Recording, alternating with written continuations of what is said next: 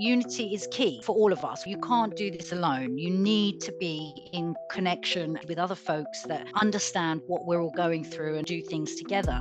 But my question would be, do we all want unity with people that aren't necessarily on the same wavelength or who are doing things to harm others? Does unity mean that we need to compromise our core values? And maybe that's a question for others here. What do you guys think as members of respective communities?